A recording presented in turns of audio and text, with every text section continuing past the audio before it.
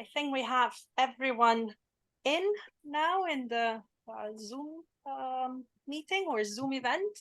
As most of our participants are on Zoom, and we have very few here in the room.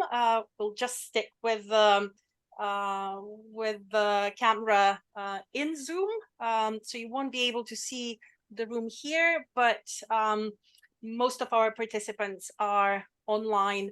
And I'm happy to say, by the look of it, coming from different parts of the world. So that's great.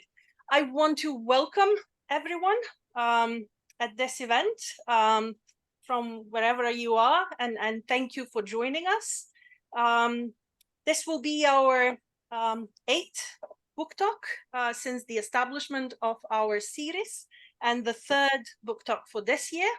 At the Department for Translation, Interpreting and Intercultural Studies here at the Hong Kong Baptist University, we have launched a book talk series, a quarterly events to celebrate the works of colleagues in translation studies and to offer mutual support to translation and intercultural studies scholars in Hong Kong and everywhere around the world. So we are happy to welcome you today for this event. The event will be moderated by our head, Professor Mark Shuttleworth. So I just pass the mic to him, and he can introduce you a bit more to the speakers and to the book that we will be presenting today. Thank you. Thank you very much, Maria. And I'd just like to say what a delight and great pleasure it is to be here. For us, it's this evening, and for all the speakers, it's the morning still in the UK.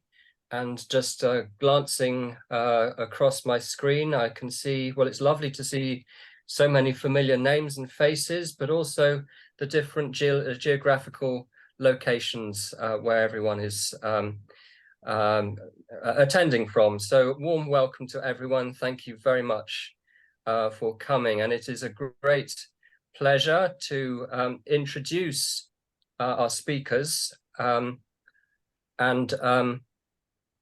all based in the UK and Ireland. So let me see, in no particular order, just the order in which they appear on my screen. First of all, Andrew Rothwell, who's joining us from Swansea, and Andrew has been based, well, I mean, we knew each other in Leeds in the 1990s, but Andy, you've been in Swansea for more than 20 years now, I guess. 1999. 1999, right, indeed, yeah. Okay, so, and you certainly made a mark on translation studies, particularly translation technology in South Wales. And then Frank, we were just saying we've never met face to face, so it's very nice to welcome you as well from Aston University. Frank's name has been very well known in the field of translation technology since the publication of his very well-known book in 2001, wasn't it? Originally, I think it's been through at least one subsequent edition. That was with, it must have been one of the early publications with St. Jerome Publishing in the translation practices explained. So a warm welcome to Frank, and then Joss Moorkens joining us from Dublin City University. And of course, Dublin City University is a real powerhouse of translation studies and translation technology in particular. And it's great to have you here as well, Joss, this evening or this morning, as the case may be. And finally, Joe Drugan, Joe Drugan from now from Heriot-Watt, and once again we go back quite a long way to the 90s in Leeds, and you now find yourself in Edinburgh, a very pleasant venue to be. So a warm welcome to you, and indeed to everybody. And just a quick word about where we are. So we're based at Hong Kong Baptist University, and the name of our department is the Department of Translation, Interpreting and Intercultural Studies. And I guess the department, although it's quite small, is a fairly broad church in that we cover a wide range of different specialisms, as of course is implied by the somewhat long, but hopefully not overlong title. And one of the areas we've been majoring in increasingly, particularly over the last few years, is that of translation technology. And we've been developing courses, particularly at MA level. We now have a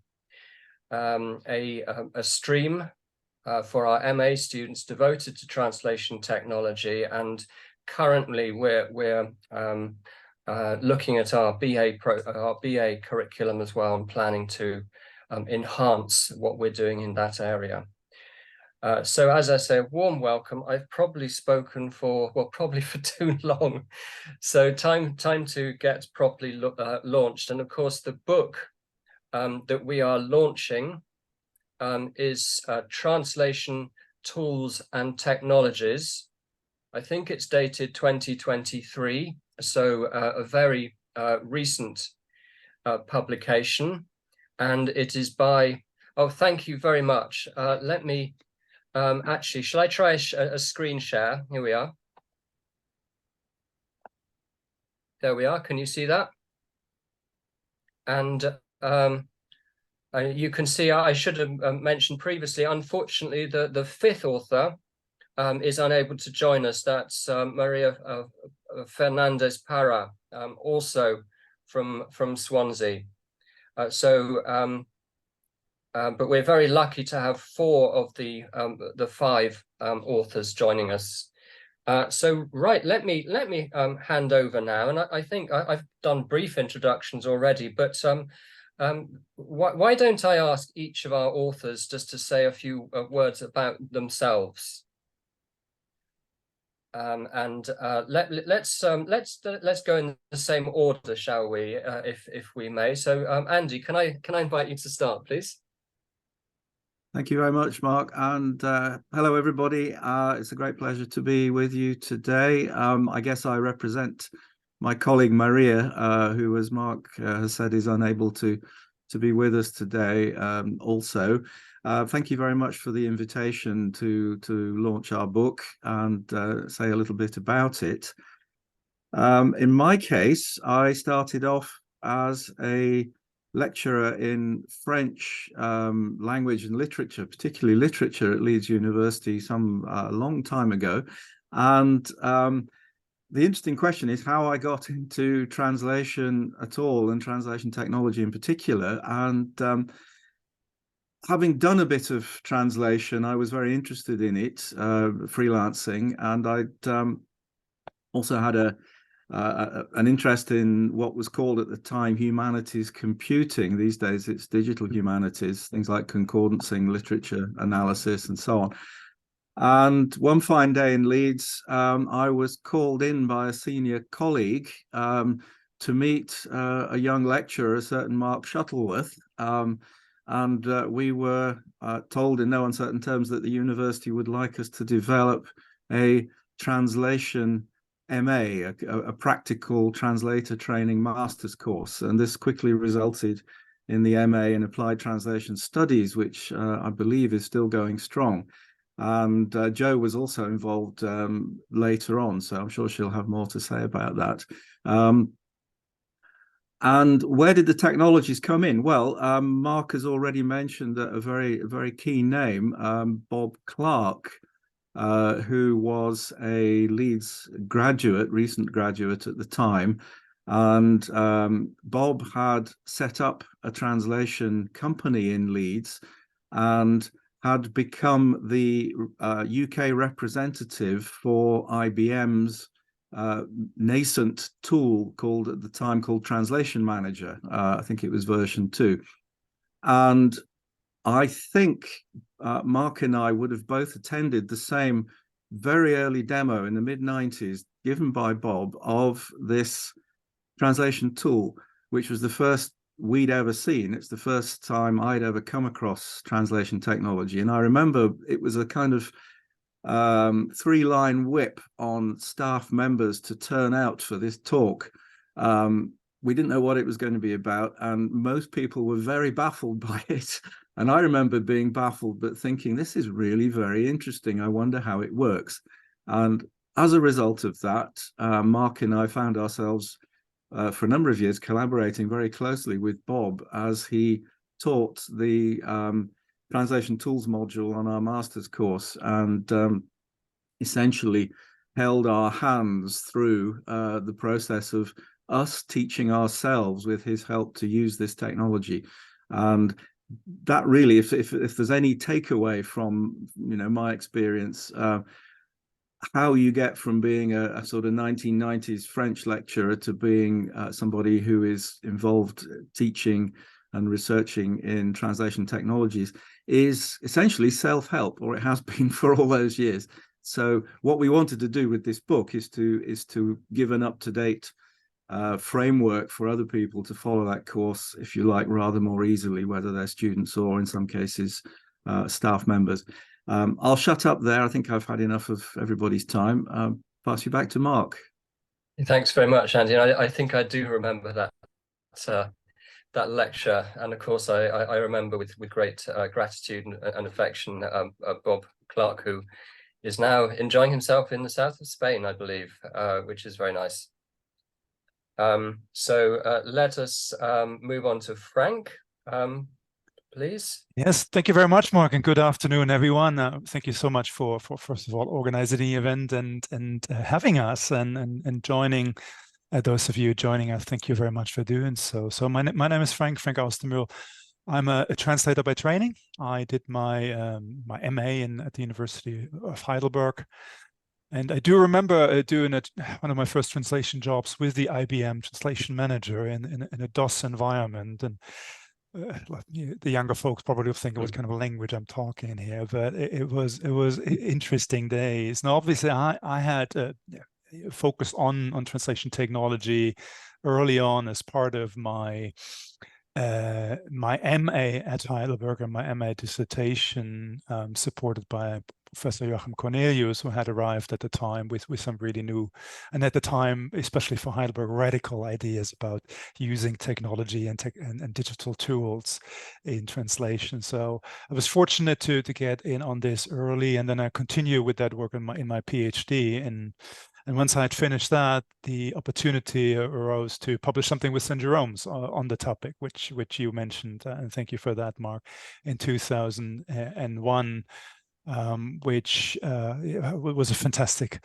time in a way for me to use the result of my PhD and to reach a wider audience in the form of a textbook. Now, that textbook then was also published in a Mandarin language version. I found an old copy here, which I'm still cherish quite a bit, which made me very proud to be available to a larger group. So it's in a way it is fitting to then come back more than 20 years later to present this. Over the past 2 decades, I'd thought about and talked to Rutledge, who then took over from St. Jerome's, quite a bit about doing an update, and I probably drove him crazy by saying yes and then saying no again. I couldn't have done it by myself, and so I was extremely pleased when Andrew and the team reached out to have me be part of this wonderful team of authors, and I couldn't have been happier to do the second edition. There was nothing in between with this wonderful team. Since 2001, I've been around the block a little bit. I went to the US. I spent 10 years in New Zealand.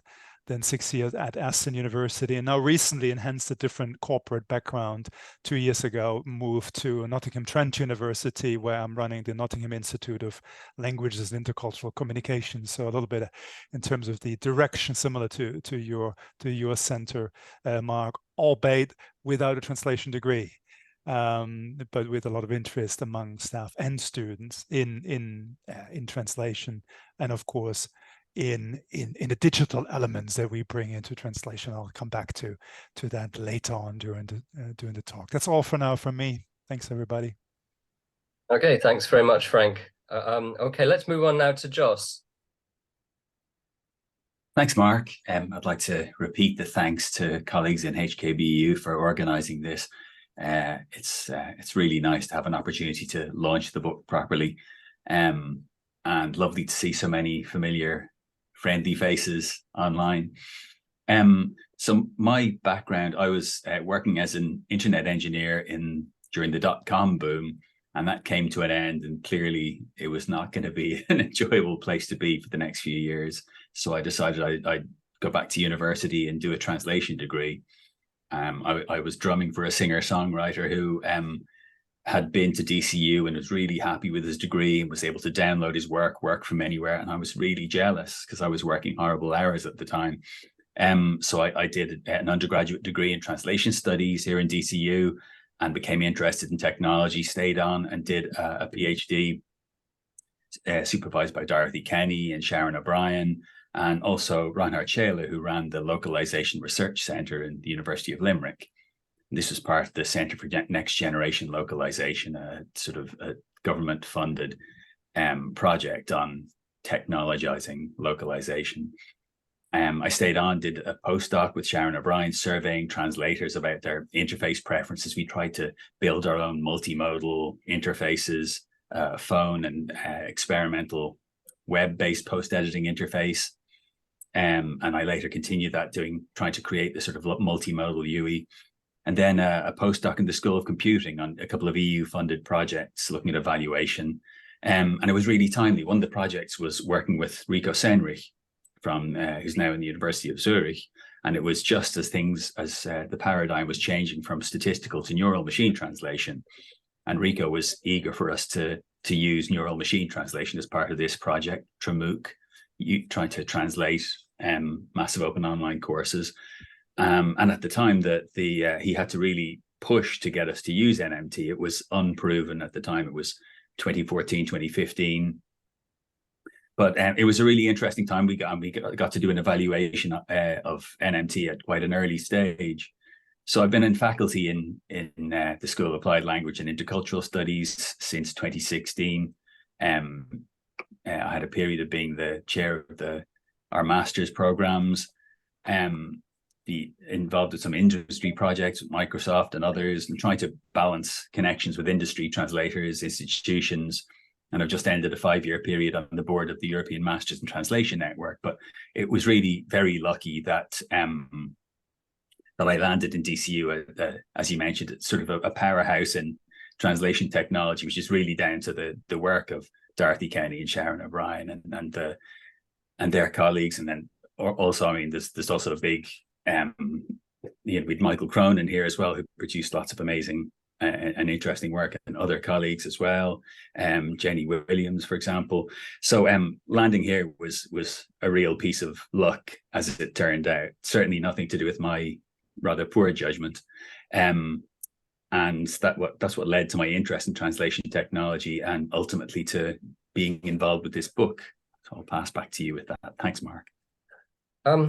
Okay, right. Well, I think we're very much in the picture about who our speakers are, and we know a certain amount about each speaker's trajectory. Let's turn our attention now to the book, shall we? And do you mind if I share the contents page? I think people might be interested just to have a quick look at that.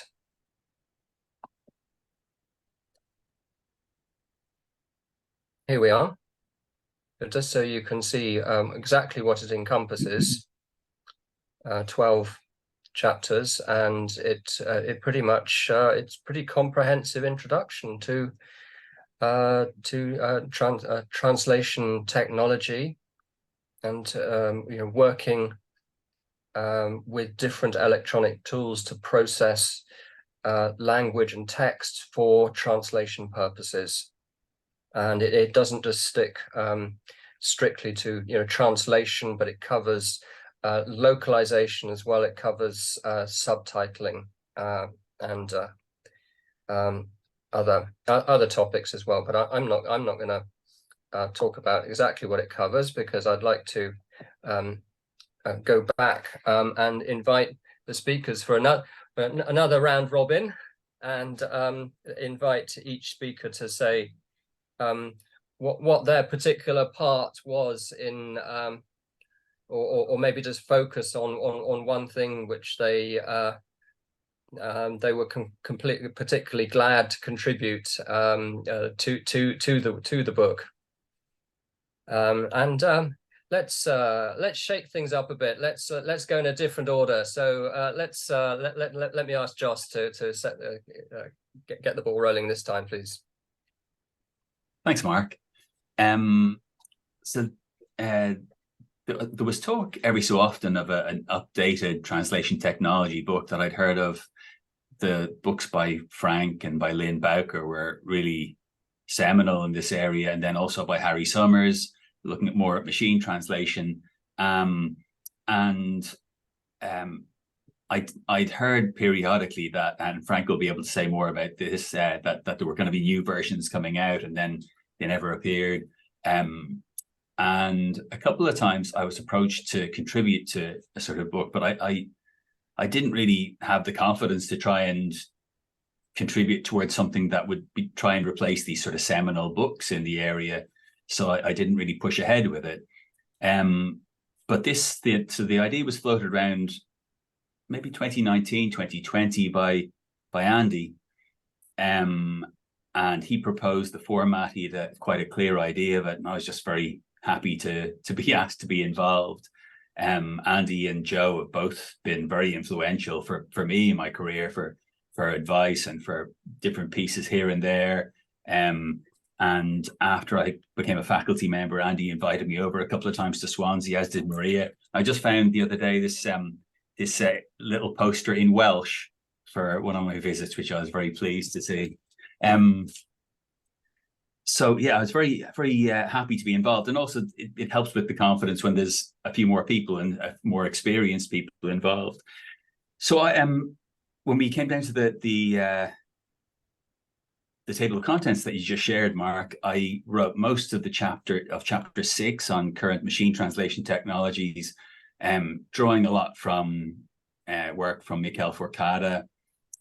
He wrote an article in 2017 that explained NMT really well. His and his colleague contribution to the Multi-Train MT book, which is a free open access download that was edited by Dorothy Kenny. And Philip Kuhn's book on neural machine translation. And then I wrote most of the software, web, and game localization chapter. So I've been teaching multimedia translation for a number of years, again, influenced by a couple of visits to Swansea. And that drew from work by Miguel Jimenez Crespo and Minako O'Hagan, who had previously been here in DCU, Carmen Majuron, and Lara Magidis-Clement. And then I also did most of the human factors chapter. So a lot has been written about human factors to do with from Maureen Ahrensberger Dow, Gary Massey, and others in ZHEW in Switzerland. Sharon O'Brien's written on this area. And then I co-wrote the first chapter in the afterword with Andy. But I suppose we all more or less wrote our own pieces and then poked and prodded at each other's chapters and added to them, removed things, tried to make sure I didn't say anything particularly embarrassing. And that all worked really well. And it was a really, really pleasant exercise, really enjoyable, despite the fact that we tried to do it during COVID and we could only communicate with each other remotely. So that added an extra layer of complication. So yep, I'll pass back with that. Thank you very much. Andy, would you like to come in now? Yes, thanks, Mark.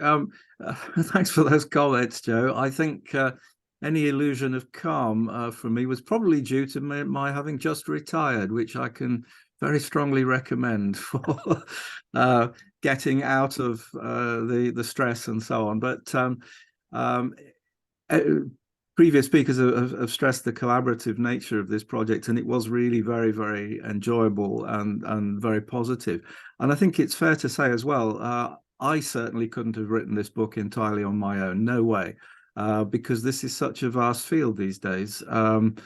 And you know, there are aspects of it that we haven't been able to cover even now, and so it's inevitably a collaborative venture. I wondered whether anybody could really redo Frank's book from 20 years ago, and I think the answer is it would be very difficult, to have the expertise of Maria on the terminology side and Joss on the MT research side.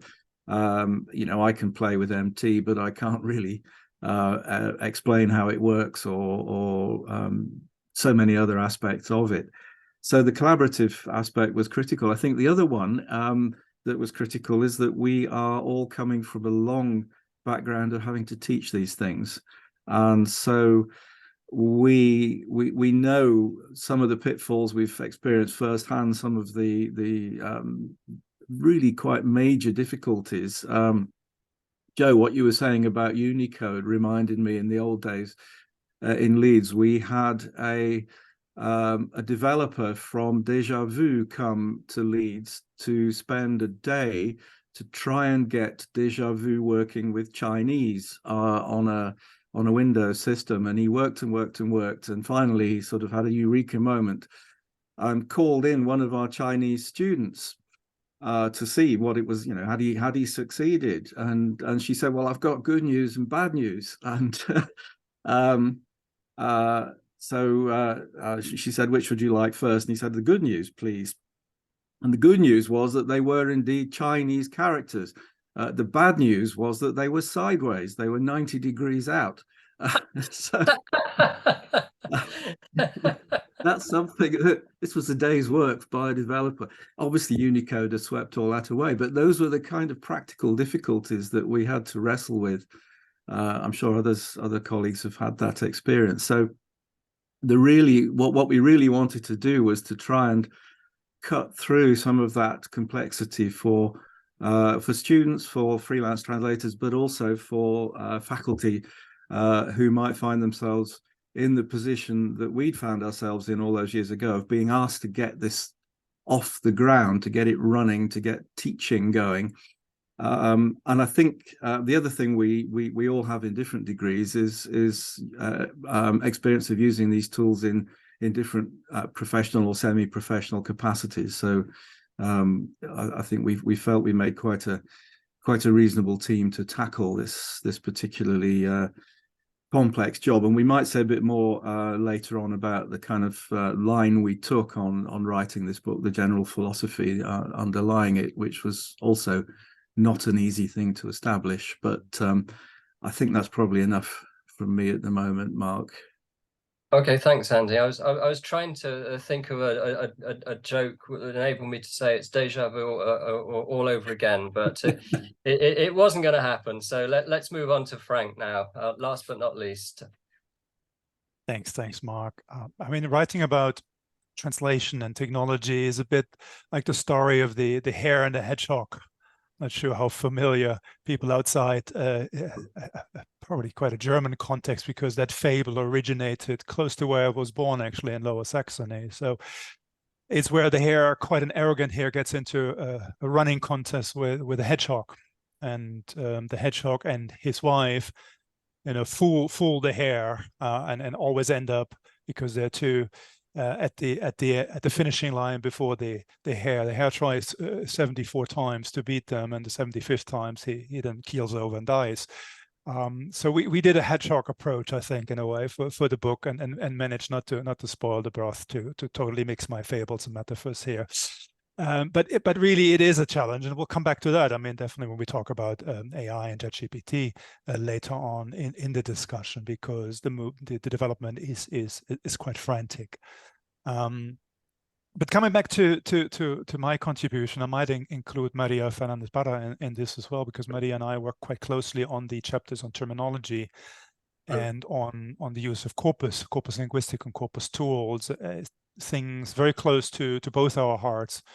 As I think we, going through our own training, going through professional experience, do realize, how important terminology is. It separates the wheat from the chaff, especially in specialized translation, and how powerful corpora can be, corpus tools can be. And so we were fortunate enough to spend quite a bit of time on these two chapters, and also just making sure that we connect them, because knowing what a thing is, there's no, you know how to appropriately use that thing in a linguistic context. So I've been working on L2 translation, and especially the use of corpora, for quite a while now, because I've seen for a number of years, probably decades, that there is so much prejudice against L2 translation and actually L2 translators. And to be frank, no translator, no native speaker, or there is no native speaker for LSP, right? For languages for special purposes. If I had to do legal or medical German, I'd be as challenged as some non-native speakers of German, probably even more so, because of my lack of experience, like exposure to certain of the vocabulary, or even the morphology of some of the things. So I did spend quite a bit of time, and it makes for some good good talks, like talking about don't mind the gap, and poking a bit of fun at so-called native speakers in the context, especially when we were talking about Cantonese, when we talk about Mandarin, talking about languages where there is a dearth of so-called native speaker translators when we go into English. So I see these as really powerful tools, and the word tool is quite important for me. So for the first book in 2001, I quite a bit of a discussion about the title, and I was very, very, very keen to make sure that we put the tools in, so the technology is working for us as translators. The tail in this case should not be wagging the dog. It should be the other way around. And as I look at this, one of the avatars on the screen is a cute little white dog. So that's perfect timing for one of you with that picture. So I think it was a bit of the approach that we took as well for the entire book. Like, we are in the driver's seats, we are the professionals, and I'm happy to come back to that notion later on as well. Thanks back to you, Mark. Super. Well, thank you very much, Frank, and thank you everybody we had in mind. And Frank, thank you very much for fielding this one. This is about translation technology and digital humanities, and I suppose the interrelationship between the two. For a terminologist, digital humanities can be either a field day, or it can be a bit of a nightmare as well, because it's a concept that can be defined in different ways. I'm going to try to look at digital humanities through two lenses. One is a more commonsensical, simplistic one, and the other one is a bit more an academic one. But digital humanities is in a way solving old problems with new digital tools. That's one way of we can look at it, and that's where this type of idea, what digital humanities is, relates very closely to translation and to translation studies, because I'm always reminded of Hans Vermeer's definition of translation as the application of what you understood. You understand the source text, we understand the source culture, we understand the target culture and the needs of our audience, and then we write a text based on that understanding. That's a purely functionalist approach. We're probably all functionalists as part of that book authoring team. I think it's really relevant how we use technology. I think that goes back to Joe's point about knowing when to use, being critical, being self-reflected about the use of tools. So in such as we're trying to look critically at how we can use technology, digital solutions to improve what we do and also improve the livelihood of professional translators, I think translation and translation studies are at the heart of digital humanities. I mean, other areas that you probably will see under this umbrella of digital humanities would be could be something like digital museums or digital expositions. Those are good examples. Historians work a lot with digital archives, for example. In English language teaching, we see very similar tools to the ones that we discuss in the book, especially when it comes to corpus tools or glossary, or even predictive typing.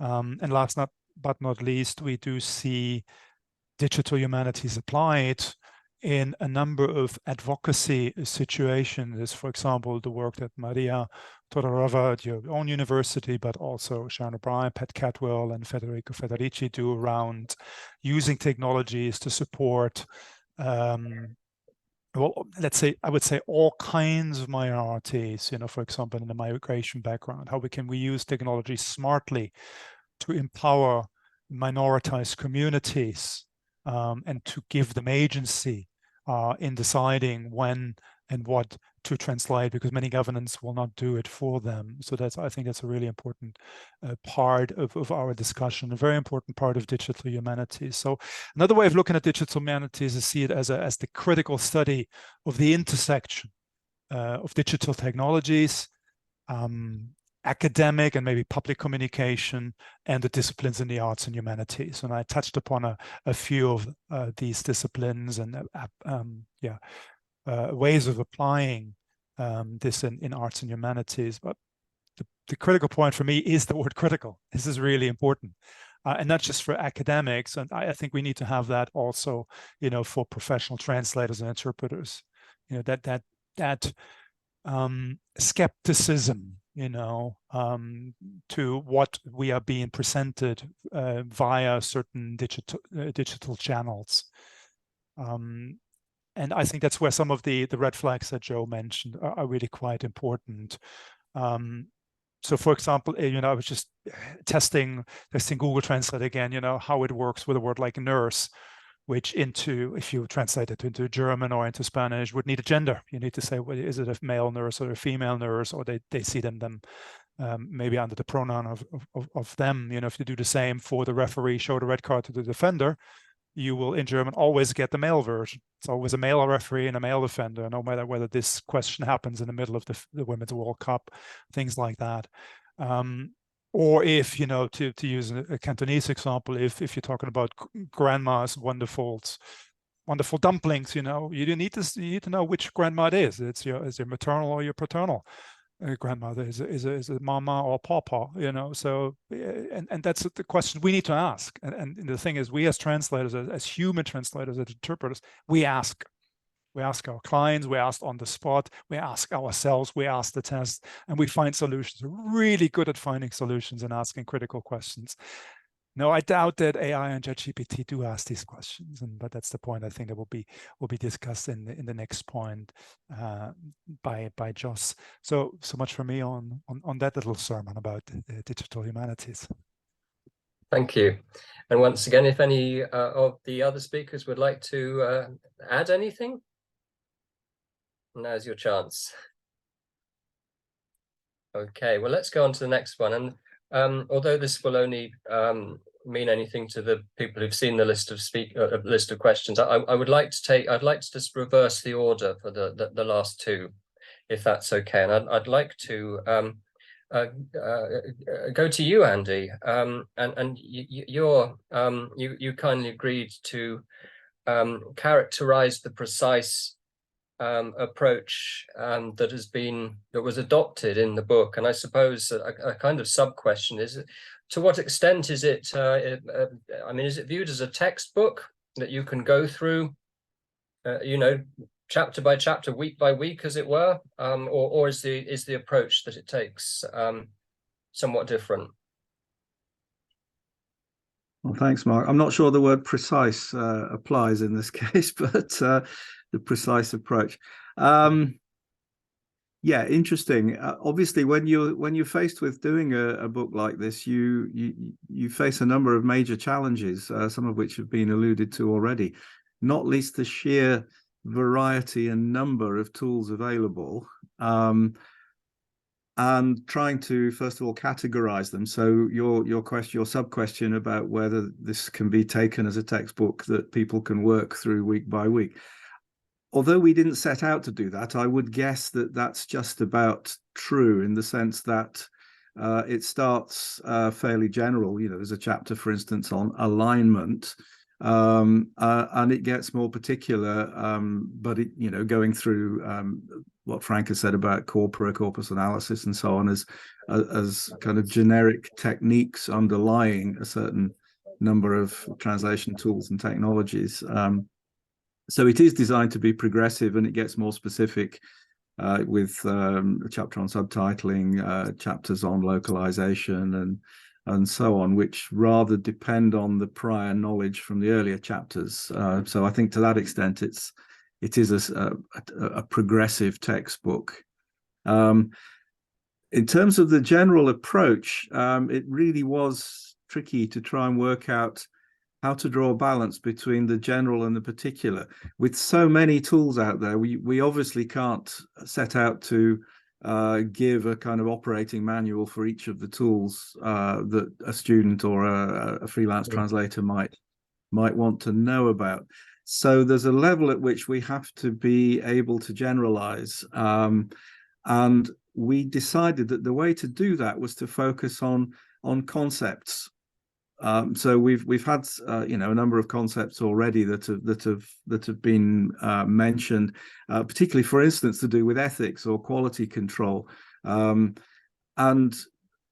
I mentioned already alignment. It might seem crazy to do a whole chapter on alignment, but in a way, alignment, the concept of alignment, is so fundamental to current generations of translation technology that we felt it was worth spending that space in a limited compass of a book of this size, just to make sure that the reader has got a very clear sense of where alignment fits in, not just what it is and how to do it, but what its implications are as a strategy for manipulating language data. So we tried to take a fairly conceptual focus, and, for instance, explaining what translation memory is.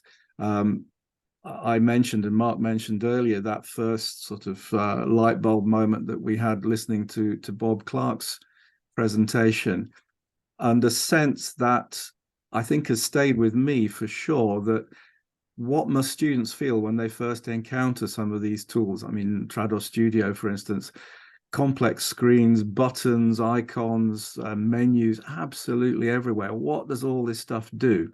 Not just what does it do, which menu do I need to choose now, but why would I want to do that? And when? At what point in my translation task do I need to attempt to do this thing? It was it's a difficult tightrope to walk. We wanted to not just stay on the level of concepts and write in general about what translation memory was or what fuzzy match repair is, but also to illustrate in practice how you do it. And that means that you have to select a certain number of tools that you can discuss in some detail. And we use a lot of screenshots as well to try and bring people along with the actual practice of achieving various things using these tools. That's basically the focus that we have. Now, obviously, there's a terrible problem. First of all, a dilemma, and then a risk. The dilemma is, which tools do you take to illustrate? And we tried to be non-partisan in the sense of we're not plugging a particular manufacturer or a particular set of tools. And I think we moved towards the idea that for all sorts of reasons of equality, equity, fairness, and so on, we'd focus primarily on tools that were free or were well supported in terms of academic licenses. That ruled out a lot of mainline big contenders, although we try and mention them as well. And the second problem we have is if you're going to commit, as we've done, to numerous screenshots and so on of actual tools in actual projects in action, you run the risk of things changing very quickly, obsolescence. And that we just have to take on the chin. I mean, while the book was in press, a number of things happened. For instance, we spent a lot of time writing about project management in MemSource, and literally while the book was in press, MemSource became phrase TMS. So that was, we had to, just fortunately there was time to make that correction. We also spent quite a lot of effort discussing WordFast Anywhere as a free cloud-based CAT and project management tool. And before the book came out, it was no longer free. So we had to adjust there as well. And clearly in the months since publication back in April, in the coming years, things are going to change. Things are going to look out of date. The screenshots will no longer quite correspond. Interfaces will evolve. New tools will come along. And what we've tried to do by this focus on the conceptual underpinnings is to make the book slightly to future-proof it, to allow it to remain relevant, because even if the screenshots don't look exactly the same, hopefully the reader will have understood conceptually what the program was doing and will be able to adapt that knowledge to whichever new tool they're faced with at the time. So our attempt to base things on concepts is partly an attempt to future-proof the book, but also to produce a kind of generic learning transfer opportunity. People can generalize away from the specific examples. Very final point I'd like to make, the other reason for concepts is you can't just teach tools in isolation. When you're looking at, for instance, terminology, Frank's mentioned corpus analysis, Joe's mentioned ethics, and lots of issues like that. You can't teach terminology as a set of templates and buttons to press and so on. You need your reader to have an idea of what the purpose of terminology is, how you define things, for instance, what makes a good definition, what doesn't make a good definition, which considerations affect your choice of field names and titles and so on. So it's very important that we try and get those concepts, those underlying concepts in as well. I see there's a discussion in the chat. Somebody's mentioned that there are supporting materials for this as well. Those materials are online on the Routledge translation portal, and clearly that there's an opportunity there in future years for those to be updated to take account of things that might evolve before there's an opportunity for another edition. Anyway, thanks very much. That's enough from me, I think. Thank you very much. Now, just to supplement that, it seems to me that there may be a few people in the audience who might just be interested to have a look at how all that is worked out in the book itself. And I'm wondering, shall we choose a chapter and maybe I can just scroll through it, or scroll through part of it, and that might be of interest to people in the audience if we have time. So they can see the exact approach that's been taken. Sorry, is that okay to do that? Good. In which case, which chapter? Should we? It always seems to me that the translation memory one is fairly central. I mean, would that be as good a one as any to focus on? Yep. All right, let's do it. Okay, here we are.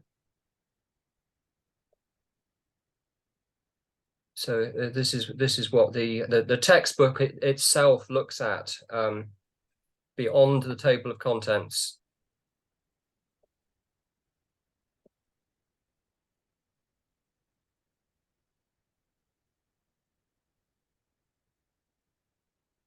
So key information is highlighted in boxes, and here's a screenshot. I got the impression that you choose a wide range of languages. I think I saw Icelandic in one screenshot, which is really great. Obviously, I know the reason. There's a specific reason for that. But we got Chinese here. It's great. You know, it means a wide diversity of users will feel, you know, at a certain point they're being addressed directly. That was something that I think Andy wanted from the outset, that screenshots would include examples from as many different languages, to be, I suppose, as inclusive as possible, cognizant that, you know, we were all working in Britain or Ireland. So to try and somehow move away from that sort of Anglocentricity, with apologies to Frank. No, that's great. I mean, I think that's a very very sensible, admirable approach to take, actually. So here we go. We're about halfway through, I think. And once again, key information being highlighted, and quite a lot of, you know, fairly dense referencing of literature. And then I thought for a second that was Translation Manager. I don't think it is it?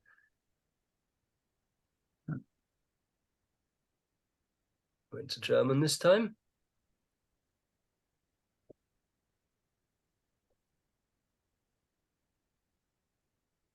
Oh, that's the bit on alignment, Andy. I think it was you were talking about. You were saying about the alignment chapter. Let's see. There we are. The famous Trados alignment tool. And then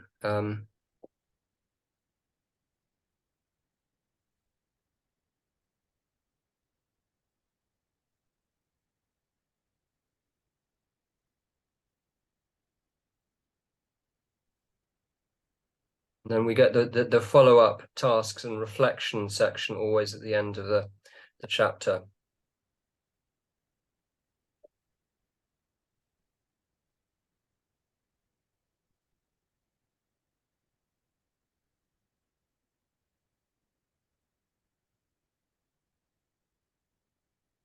And then I think this is right at the end, isn't it? The further reading.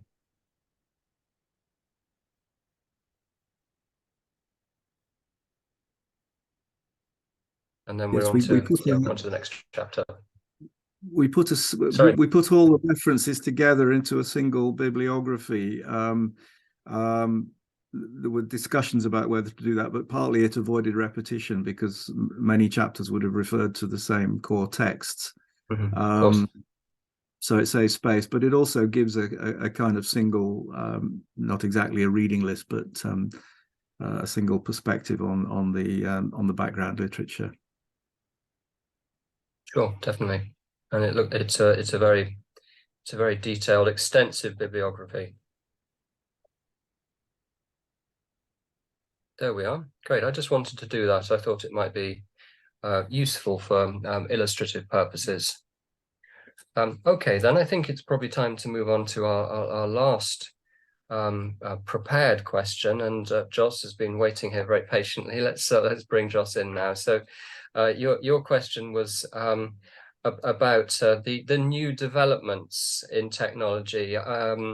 Obviously artificial intelligence, but not necessarily limited to that. Be interested to hear your what you have to say on that, your take on that. Thanks, Mark. So as Andy alluded to, it was really a moving target trying to hit topics for this book and trying to keep it as up to date as possible.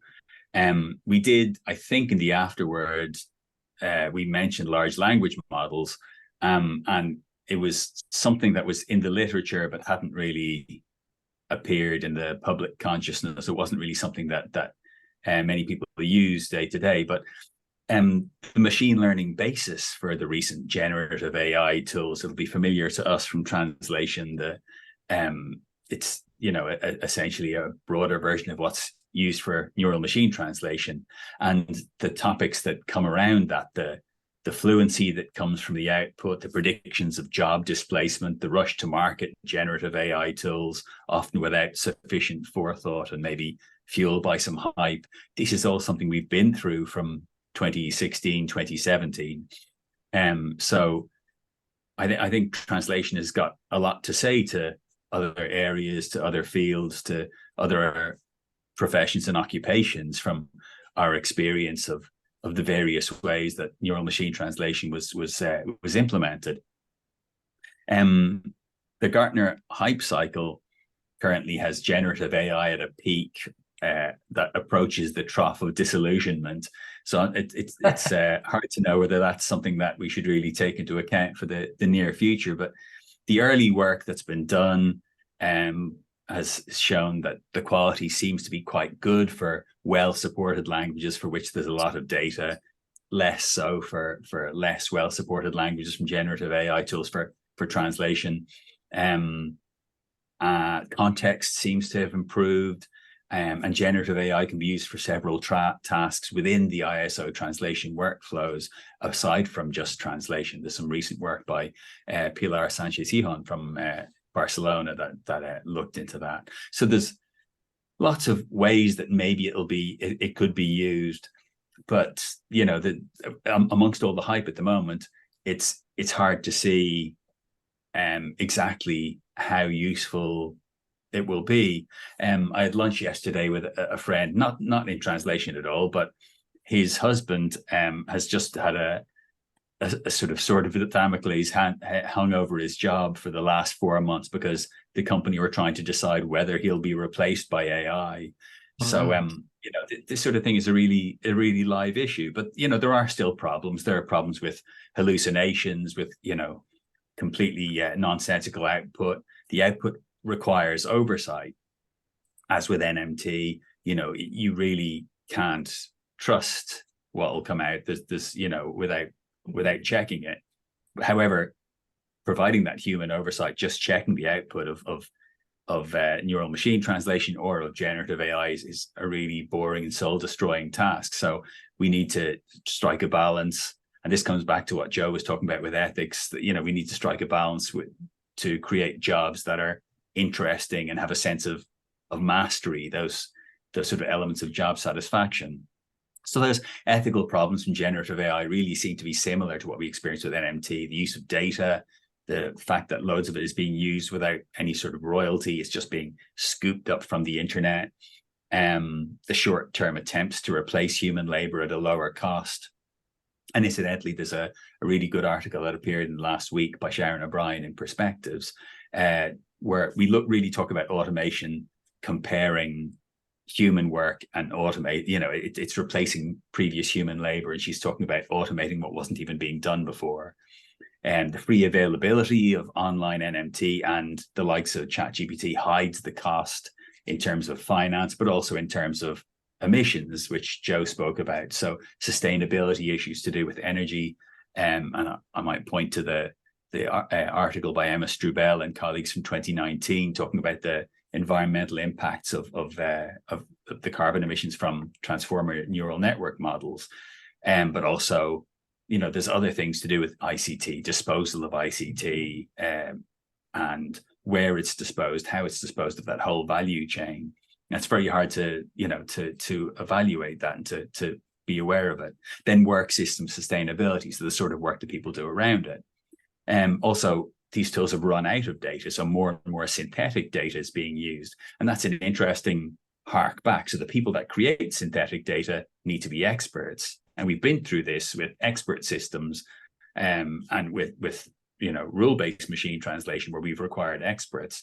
And these are the people creating synthetic data to augment whatever data we have. So lots of really interesting things coming to the fore.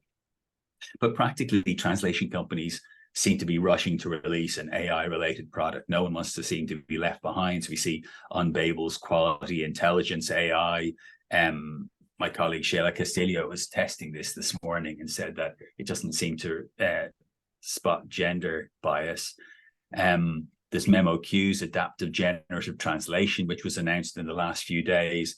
And I know from different colleagues working for big LSPs in Ireland and elsewhere that their companies are frantically trying to, have some sort of plug-in to ChatGPT and then to market it as some sort of AI addition to their offering.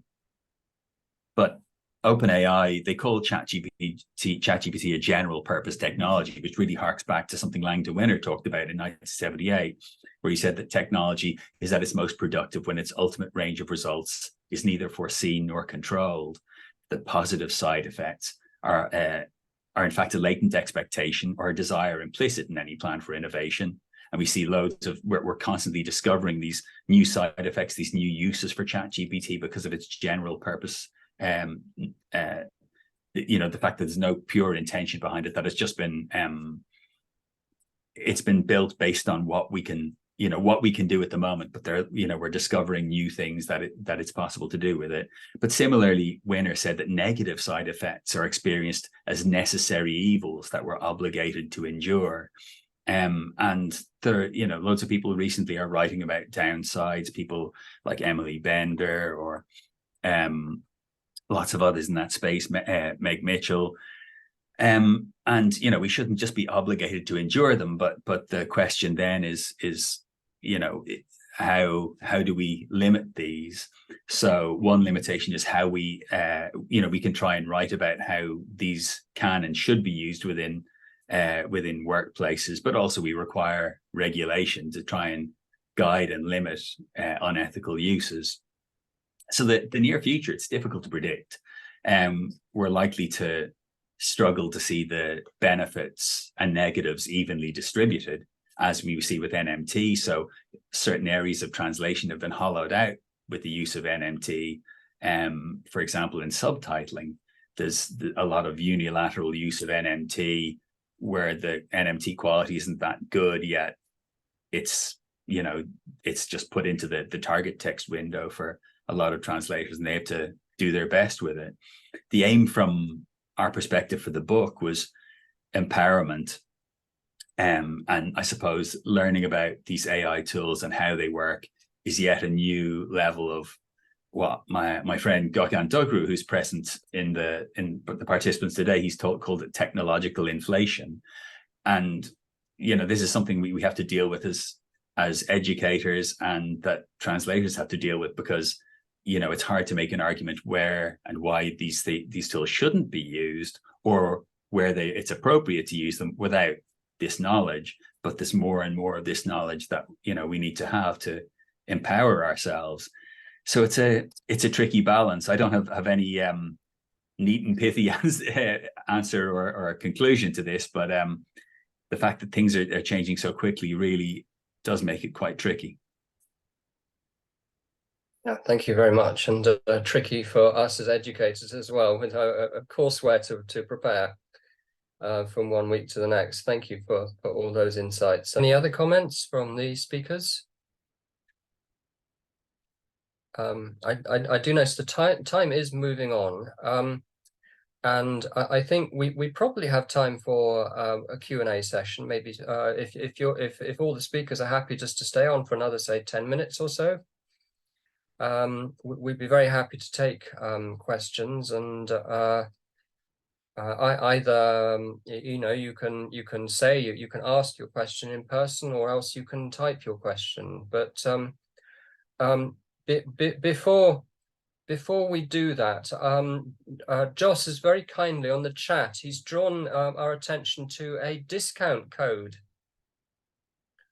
which is going to be operational from Friday, and it will be valid for 1 month, and you may use it to purchase the book, any of the 3 ISBNs, that's paperback, ebook, or hardback, and if you use that code, you'll get a 25% discount. So do screenshot it or copy and paste it or whatever, because that's a very generous offer. and I guess you kindly took the time to negotiate that with Routledge, so thank you very much. Yeah, it's worth mentioning the support we've had from Routledge, who were really great throughout, and Sergei Tulenev as the series editor, Louisa Semlian and Talitha, who was working with us previously as well. So they've been very supportive, and it was also, I think, important for us that the book would retail at a more reasonable price than, you know, some of the €100 plus / 100 sterling pounds plus books that we see bandied about occasionally. Yes, indeed. So, sorry, can you just remind us what it is retailing at, if you have that figure at your fingertips?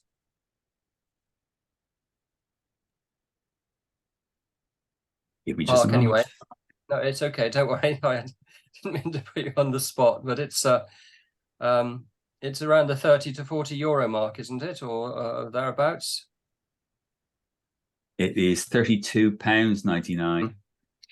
I hope you've in case you're looking for that's on the chat from Joss at 1813. Yeah. Would it be worth just having a quick look at the additional resources as well? Right.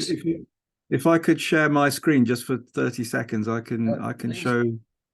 I don't know whether that's permissible.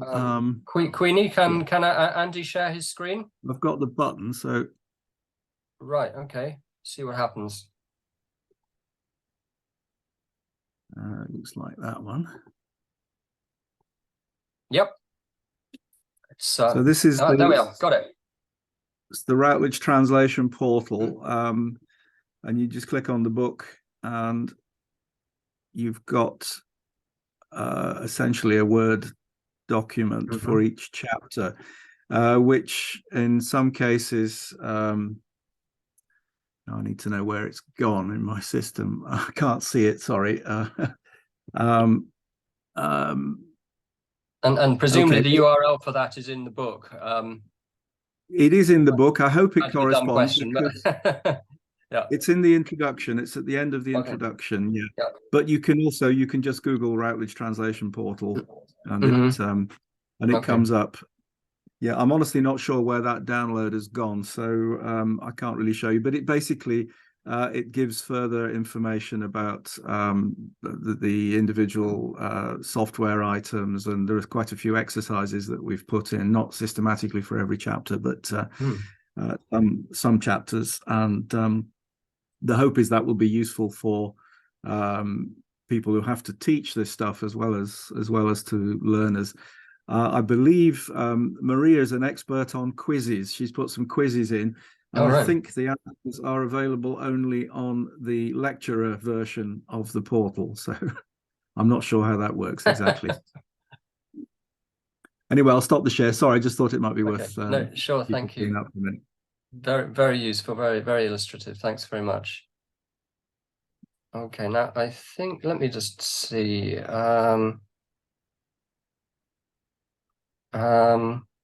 I can't actually see any questions as yet. If you are mulling over typing a question, or as I say, you're welcome to ask it live. Do please go ahead.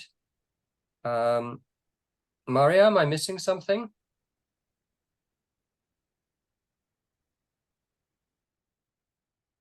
Or Queenie? I don't think there's any questions in the chat. Somebody is asking for a link, I guess, to the additional materials that Andy just showed. Okay, yes. From that, there's no questions.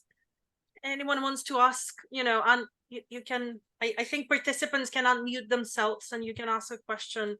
Should be possible, yeah. Have you got that link? Oh, thank you. Oh, right, great, thank you very much. You've left everyone speechless.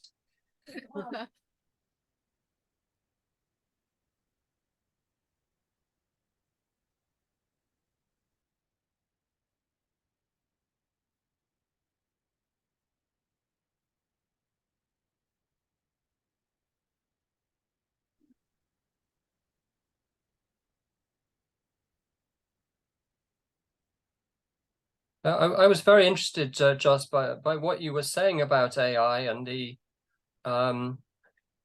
hype, which has been considerable, but on the other hand, what they can do is quite breathtaking at times. But it's interesting. I mean, you weren't really saying it's a blip, but you were saying we should prepare for a trough after the hype. Well, I'm not sure that's what this seems to be what Gartner is saying. But it's very hard to see from one day to the next, exactly yes. things will be going. I mean, there's a number of court cases that are taking place regarding the data that's used for training these systems. And particularly visual artists have been very unhappy.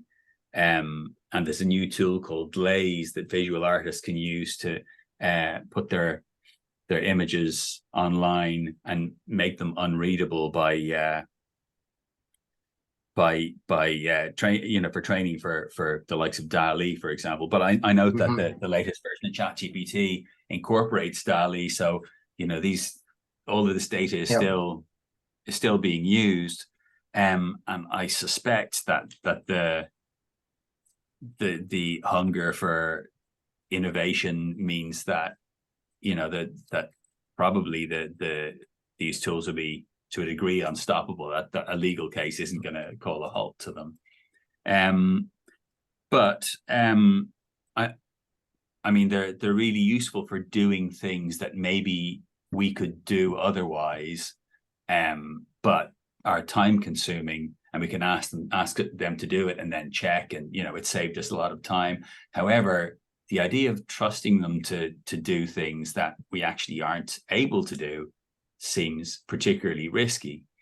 And I still don't foresee a point where we could wisely outsource a job that was of much risk to a generative AI tool. So the sort of rule of thumb that we use in MT for the level of automation that is wise in any sort of given situation comes from work by Andy Way. So the idea is that the level of automation should equate to the shelf life, the value, and the risk of the text we're dealing with. And I think we can extrapolate that to generative AI, that if we're assigning it a task, it should really be a low risk, low priority task, what's often known as low stakes AI. But if there's increasing risk, for example, for MT, we often see use cases around a visit to the doctor to do with using a speech-to-speech translator, which seems a really risky use case to me. So where there's increasing risk, or where there's more value involved, to me, it seems really unwise to use these tools, brilliant as they are. But we haven't uncovered all the potential uses of them, and certainly there will be valuable uses to them. But there is also going to have to be a change sooner or later, where the price becomes more realistic and isn't subsidized by a lot of investors, and actually, the charge is somehow related to what it costs to produce the output.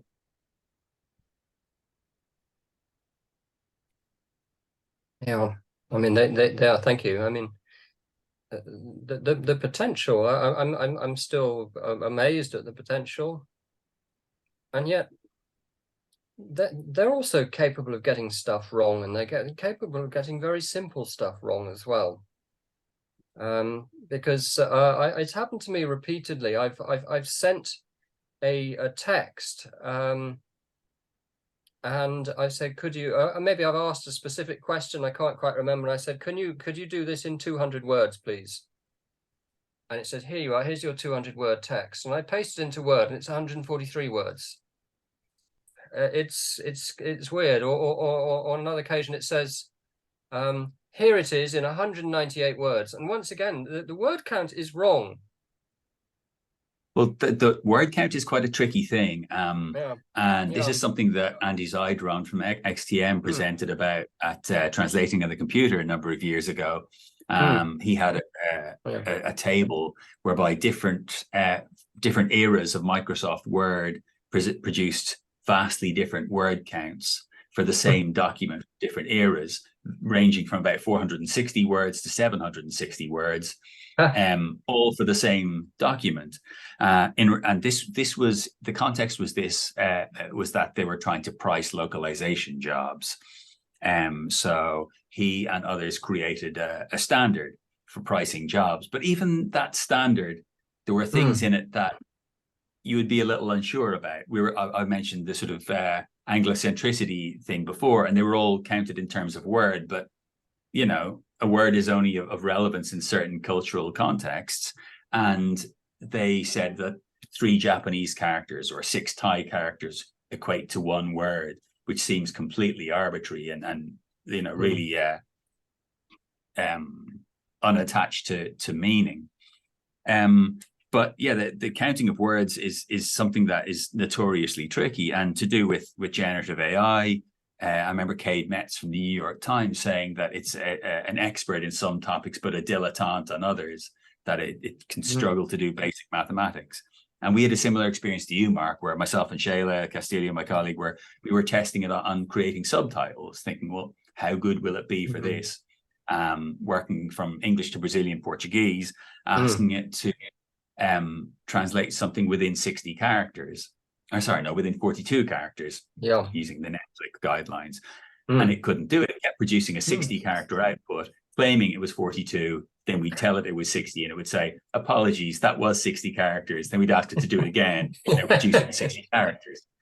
So, you know, this is one of the examples where there are blind spots, and you would think that using rules, because I mean, it's funny how we're going back to rules, this sort of reinforcement learning using human feedback, using rules as the sort of guidelines to try and stop it producing offensive or culturally inappropriate output. That, you know, it all comes down to rules again, and coming back to these sort of the idea of expert systems, that when you're purely basing the output on data, it's impossible to be 100% sure about, you know, what will come out. And that these things that seem really simple are actually tricky to produce from a machine learning tool. Indeed. Yeah, thank you. I think we're probably coming to the end of proceedings, unless anyone would just like to jump in. I suppose this is the last call for questions.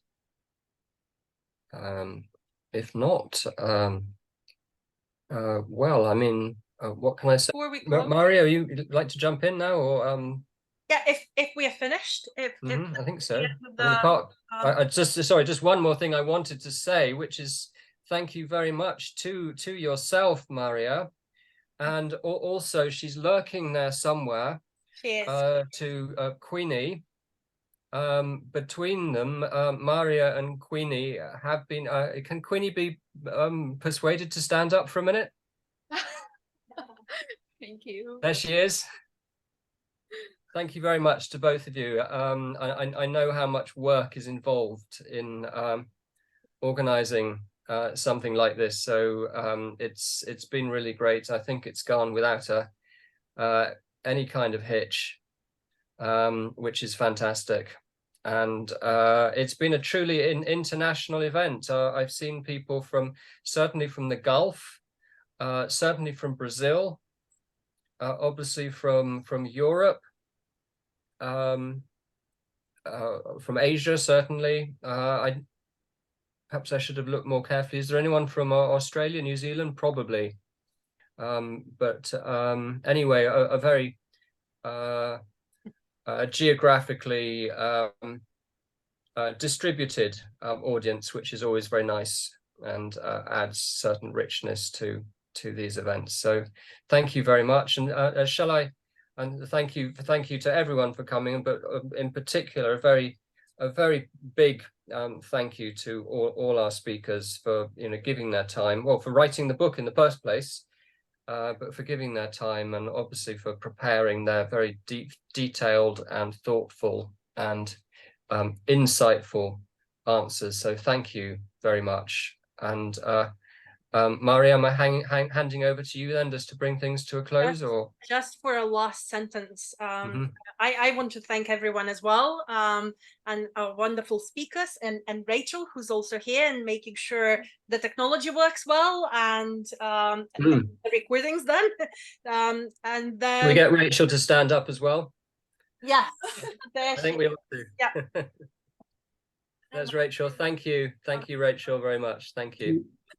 So we'll try to put well, the full or some parts of the recording in some version of the recording on our YouTube channel, and you have the link in the chat if you want to just follow and subscribe to our YouTube, and then there will be updates on all of the recordings. And just to remind everyone that the Department of Translation, Interpreting and Intercultural Studies here at Hong Kong Baptist University is organizing this events on quarterly, so regularly, quarterly, and we have already started preparing for our next event to be on our next books launch in December. That will be on a book on interlingual readings of political discourse. And in order to stay updated and to know what the new events are, please do follow us on our social media. You can find us on Twitter, Facebook, Instagram, and LinkedIn at the moment to get all the updates of the new events that we are planning. Thank you so much. Oh, well, thank you. And I think that really does bring us to the end. So I do hope that everyone's found it an enriching experience. And as I said, thank you very much for attending. We had a very good attendance today, which is excellent, and obviously a reflection of the interest that the publication has given rise to. Oh, thank you very much, and have a good evening, stroke afternoon, stroke day, or